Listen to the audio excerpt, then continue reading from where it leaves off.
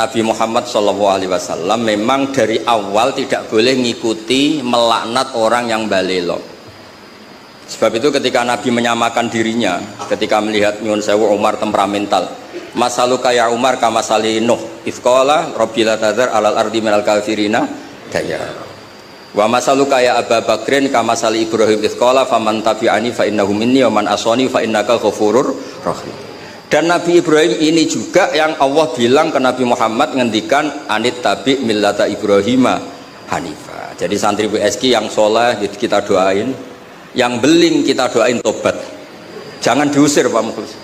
Kalau diusir menjadi orang lebih nakal, nanti Anda yang ditanya sama Allah. Sudah baik-baik di BSK kamu usir, sekarang di tempat maksiat. Kita yang kena hisab. Karena syariat kita faman tabi'ani fa innahu minni wa man asani fa innaka ghafurur rahim. Kalau tidak bisa semua karena kita punya ghirah, punya bughdu alil ma'asi, misalnya kita orang soleh yang benci sama maksiat, kamu ikut saja Nabi Isa. Ketika tidak bisa memilih, kembalikan ke Allah, yaitu bertasbih. Kata Nabi Isa, in tu'adzibhum fa innahum ibaduk wa in taghfir lahum fa innaka antal azizul hakim. Itu kan hamba jenengan, Gus, itu tidak wilayah saya, monggo terserah jenengan. Monggo ora melok gawe kok jenengan elok-elokno. Saya ada ikut bikin, ya monggo itu wilayah jenengan. Jangan ngambil sikap kemudian Anda itu salah. Misalnya begini, tanpa ngurangi hormat, Sayyid Abdul Hasan Asyadili dalam satu mukasyafahnya itu ketemu Nabi Nuh sama Nabi Muhammad Sallallahu Alaihi Wasallam. Itu Nabi Nuh kan melaknat orang kafir sampai habis. Kata Abdul Hasan Asyadili, di Indonesia kan banyak thariqah Asyadiliyah.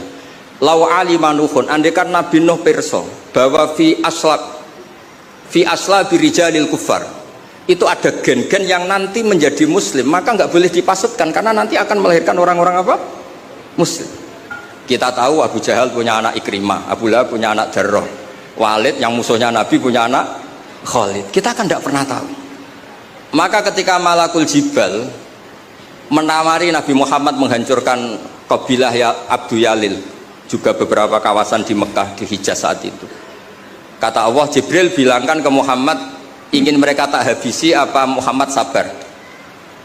Terus kata Malakul Jabal, in syi'ta ya Rasulullah an udbiqa alaihim al-akhsyaben, kalau kamu mau ini dua gunung mau sabarkan di sini supaya mati semua. Apa jawaban Rasulullah SAW? Bal arju ayyukhrijawah min aslafihim ma ya'buduwaha wa la yusyriku bihi syai'an. Saya sebagai nabi tetap berharap meskipun bapaknya belum iman, anak cucunya apa? Iman. Dan itu yang dilakukan para wali songo, juga yang dilakukan di BSG. Sehingga alhamdulillah barokah harapan itu kita tetap hidup pede, percaya diri mengelola zaman yang seperti ini.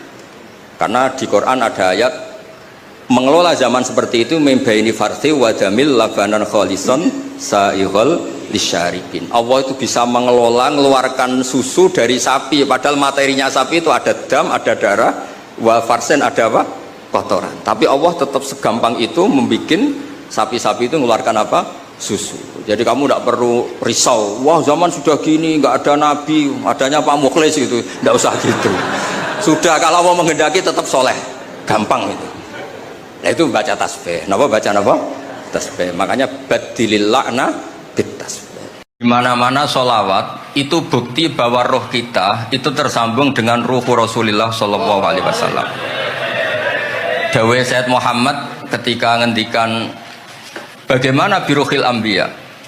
Bahkan Imam Malik itu memakruhkan orang bilang zurtu qabran Nabi, nggak suka. Harus bilang zurtun Nabiyya Shallallahu Alaihi Wasallam. Li'annan Nabiyya hayyun, karena Nabi itu hidup. Kata Sayyid Muhammad, Allah ngendikan wala taqulu lima yuqtalu fi sabilillahi amwat. Amatu syuhada, syuhada umum. Orang kebanyakan saja nggak boleh disifati amwat, padahal ini syuhada kebanyakan. Apalagi Rasulullah sallallahu alaihi wasallam la yuqalu lahu mayyit. Karena amatu syuhada saja wala taqulu lima yuqtalu fi sabilillahi amwat. Hada Rasulullah. Lah nanti terus ada perdebatan ulama itu di sisi analisis. Itu ulama pasti debat. Meskipun sawangane rukun kita tetap debat. Kalau Habib Ahmad cara level dia debat, tapi kalau kalah senior, kalah sekabiannya. Begini, Abdullah bin Mas'ud itu suka menstatuskan Nabi itu nyon sewu mata maktulan, tufiya maktulan. Karena dengan demikian Nabi itu nala darajat syuhada, karena Nabi biar berstatus syahid. Secara lahir juga benar. Karena secara lahir Nabi itu samathu imro'atun Yahudiyah. Ketika perang Khaybar Nabi sempat diracun oleh imro'atun Miskan bin Salam. Sehingga ketika setahun beliau mau wafat ngendikan makanan yang saya makan ketika Khaybar efeknya sampai sekarang, dan sekarang saatnya usus saya putus. Fal'ana awanum kita abhari. Tapi banyak ulama yang nggak sependapat karena Nabi itu maksum, nggak boleh seorang Nabi itu tufinya karena dimaktul, dibunuh orang kafir. Ya monggo lah, tetap semuanya ini niatnya takdim. Yang satu senang mensifati dengan status maksum, Nabi tidak boleh maktul. Yang satu nggak apa-apa biar berstatus apa? Syahid atau berstatus syuhada. Jadi analisis seperti itu ya nggak apa-apa, karena ya asal ulama ya yang ngendikan, tidak liberal, tidak orang yang tidak banyak baca. Makanya kata Abdul Mas'ud, saya disuruh sumpah 9 kali sampai sekian kali bahwa Nabi itu adalah maktulan, saya lebih suka daripada ngomentari Nabi itu kabudut apa normal, karena beliau ingin menstatuskan Nabi itu apa nala darajatas syuhada, tentu selain darajatan nubuwah. Sampai Ibnu Khaldun ngendikan begini, saya masih ingat betul dan itu saya pegang. Nabi sebagai Nabi itu kena aturan hukum sosial. Meskipun beliau punya mukjizat kayak apa, ketemu orang harus santun, ketemu anak kecil harus sayang, ketemu orang sepuh harus hormat. Andai kan Nabi bisa terbang ke langit sekalipun, Mi'raj, tapi ketemu anak kecil nampar, ketemu orang sepuh ngeludahi, tetap gak diterima oleh publik. Walau kunta faddan ghalidhal qalbi lan faddu min khawlik. Betapa pentingnya tata krama sosial. Kata Ibnu Khaldun, hadza Rasulullah man uyyida bil kauni kulli. Ini Rasulullah, orang yang di backup sekian alam raya. Tapi sekali melanggar tata krama sosial, tetap lan faddu min khawlik, orang akan bubar. Sampai ngegoskan saya, sekarang tak pisoi. Wah Gus apa Gus kok mison, mesti langsung gitu. Nah coba misalnya sekarang nyon sewu saya ngeludahi Pak Rektor, langsung dipecat ya. Artinya tatanan sosial, meskipun saya keramat. Makanya kata Ibnu Khaldun, hadza Rasul. Lah nak cara ulama-ulama tasawuf, nak kowe iktikaf kok golek ayam nggih dari bojo, mulai wae. Adepi bojo nyabari ku luwih dhuwur timbang ganjarane iktikaf.